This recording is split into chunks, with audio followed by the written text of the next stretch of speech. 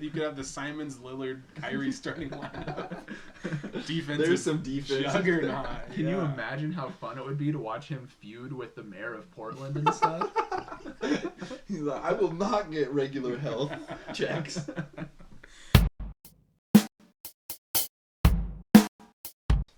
Until the draft lottery hits and we know where the Blazers pick, I think we should kind of keep it limited to player archetypes. That way we're kind of looking at roles, not specific players, until we know where the kind of assets fall. As for right now, what we're kind of looking at, this is just like basically what we have for the roster as far as next year so far. Dame's obviously under contract. You got Josh Hart, Nasir Little, Winslow, Watford, Greg Brown, Keon Johnson, right? So we have those guys, and then these are kind of like pieces that we might not keep. Eric Bledsoe, his salary is probably going to be used in a deal if we can. If not, he's going to be cut, and then DD, get out to my laboratory. He was kind of just a throw-in that CJ deal. And then we got Brandon Williams. He's a two-way player. I don't know what we're looking at, if he's staying or not. And then as far as like not under contract, we got Nurkic, which Nurkic I'm very hot and cold on because, you know, he can be frustrating. He can frustration foul you out of games. Just don't have him play Jokic in a playoff series, please. I don't know what that guy needs to just grow up sometimes. And then you got Simons, who, you know, you're going to want to either keep him or get value for him, right? So, you know you're going to re-sign him either way. If it's either a sign and trade or keep him, we're probably leaning towards keeping him, I'm sure. You got Ingles under contract. That kind of depends on, it's up in the air. You don't know what you're going to get, if you're going to try and re-sign him or not. And then Eubanks, who was pretty good. I think he'd be fine as a third big, maybe a depth center. With injuries, you got to have a depth center. Yeah. Eubanks train. Yeah. It kind of reminds me of like Joel Freeland, or just all these guys that we've had. Yeah. Beaver legend, by the way. Yeah, kind of a local favorite who He was tries hard. He was like the only player who was trying in the last few games. Exactly. And then you got kind of the end of the bench type. I mean, some of these might be end of the bench already, but guys that saw minutes at the end of the year, like Blevins, I think he's probably gone unless Dame puts his foot down. Cousin. Yeah, Cousin exactly. Cuz. You got Reggie Perry, Elijah Hughes, Ellaby. If Ellaby's on the roster next year, the podcast might end prematurely because You're not a CJ fan. I don't like Ellaby. We got Macklemore. I kind of like him. I don't know what you were watching. I kind of like him, man. We talked about this before. I kind of like his defense, but. Yeah, well, he's rough. He's I'd rather have him than Brandon Williams. I would disagree. But long story short, that's kind of the ins and outs of the roster as it stands and what we kind of have to look at. Some of the kind of pieces that we have to kind of look to build are so let's start with like the trade exceptions that we got from the CJ deal. We're looking at a $20 million trade exception. We got a 6.5 mil and like a 3 mil. So, you know, you can get sizable player for 20 mil if you can find the right deal going in and out. You can't combine a trade exception with another player's salary, I believe. If we re-sign Nurkic, does that count as the... No. That's the trade exception. I think you have to operate as a cap team to use, if I'm not mistaken, or you have to waive it one way or the other. Because otherwise it's not an exception, right? Exactly. Yeah. So basically we could renounce Simons and Nurkic and not re-sign them and get up to $40 million in cap space. Mm-hmm. I don't think we're going to do that. Yeah, what are we going to be able to get? I don't think we're going to be able to really get equal value. There's not very good free agent class. I think if Ayton potentially... What are you talking about? We could get Kyrie, right? Yeah, you could. You could get Kyrie. You can come play 14 games for us. Yikes, yeah. You could have the Simons, Lillard, Kyrie starting lineup. Defense. There's some defense. Juggernaut. Can you imagine how fun it would be to watch him feud with the mayor of Portland and stuff? He's like, I will not get regular health checks. We could. That's how y'all sound to me. Cockroaches. Yeah, so there's not very good free agents out there. I would say there's a couple that fit the bill, but again, until we know kind of the direction of the draft picks, which I was going to talk about next, I think it's kind of tough to know which way they're going to go with that.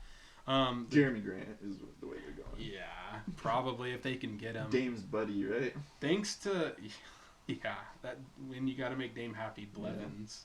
Yeah, I know. We're gonna end up with Jeremy Grant and Blevins. I'd take that. And Nurk. Blevins is cheap. I'd keep Blevins is cheap. I'd keep him keep him for Jeremy Grant. Yeah. The draft picks are another piece we got to look at. Thanks to Paul George getting COVID on the day of the play-in game, we lost our lottery pick that we got from CJ, and now it got kicked down the road to a Milwaukee first round in 2025. Yeah, that is brutal. That makes me hurt. Drew and Middleton might be getting old by then, but it true. still sucks for roster building this year. We have our pick, which could go up or down. We're sitting at 6th right now. And then you got a bevy of second rounders, and your first pick that you can trade if you're Portland that's not this year's is 2029 because of your setup with Chicago in acquiring Larry Nance. So, how many second round picks do you have? a bevy. Yeah, how many is a bevy? So you got one Atlanta one, and it's funny because it's only if it's numbers 56 through 60. So geez. That's not very good. You have the more favorable of Portland and New Orleans in 2026. So you're going to get, it's a pick swap. And then Portland's 2027 second round pick and New Orleans 2027 second round pick. So that's a lot of year vomit, but basically it's a bevy of second round All picks. right, now I know what a bevy is. Thanks. Long story short, I think that we need to look at what will fill the 3 and 4 positions long term. We need a lot of defense.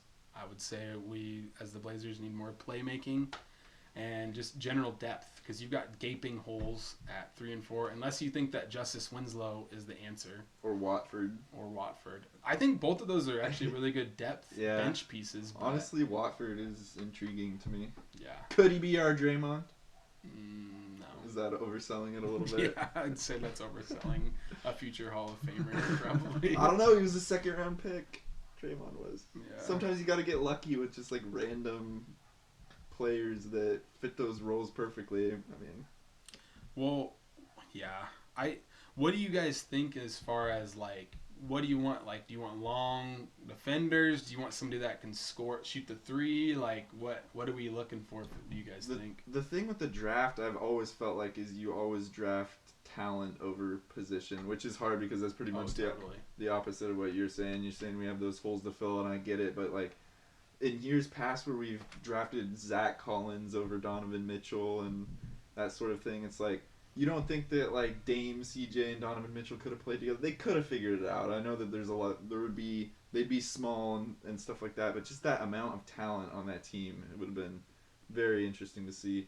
I feel the same way with this. Like if there's a guy who's another guard, it does kind of suck to keep loading up on 6'3" guards or whatever. But if there's a guy that's just like overwhelmingly talented at that position or size, I'd probably take the talent over the position, and then maybe look at the trade market, like see what's available for Simons or see what's available for that pick. Maybe I don't know.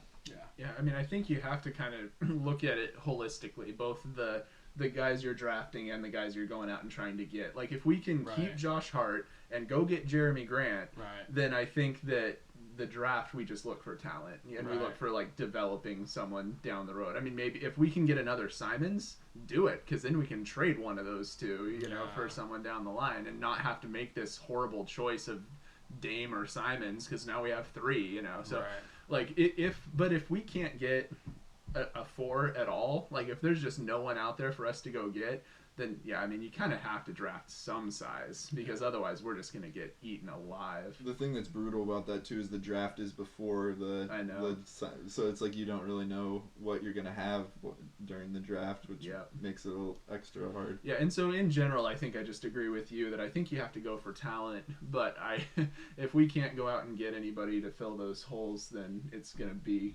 another bad season. We will have, if we operate as a cap team, we'll have a mid-level exception, which is like about $10 million. And then there's another exception, which is smaller. I think it's like $4 million or something. So you can pick up quality players that way. But I really think it depends on what happens in the lottery. That's why the lottery is so key. If the pick moves up into the top 3 or 4, sitting up there right now is 3 Yeah, I know. All these key prospect power forward. It's like Paulo Banchero, Jabari, and then Chet Holmgren. So if you can get one of those 3, I don't think you trade that pick away. But if your pick moves down, you might have to look at trading it. Because if it goes to 7 or 8... there's a lot of size outside of those 3, really. Those 3 are studs, and all 3 would fit pretty well on the Blazers. But right now, NBADraft.net has at number 6 is drafting Keegan Murray from Iowa, power forward, 6'8". He's pretty good, but he's older. And also, I wouldn't trust NBADraft.net. Yeah, okay, fair. Whack! Get out! But he didn't say nothing. Get away from me, Steve. Get away from me, Steve. Let me close out of this NBADraft.net page real quick. I mean, if you like quality draft analysis, that might not be the first place to check. Is Tankathon.com your go-to? Tankathon is a good source. You can sit there and run the lottery all you want. It's pretty addicting. Okay, let's see what Tankathon has. Yeah, let's see. Keegan Murray, power forward, Iowa. Run the lottery. Go back up to the sim it. Oh, gotcha. And see what happens. The Blazers pick. What happens? Ooh, we moved down 1. There you go. AJ Griffin from Duke. Now you know what to expect. AJ Griffin from Duke. That's our analysis. You're smoking crack. Tune in next time, and we'll talk about what happens at the lottery, and we'll have a lot to discuss then in terms of roster building, because then we can kind of figure out the direction from there. Like, comment, subscribe.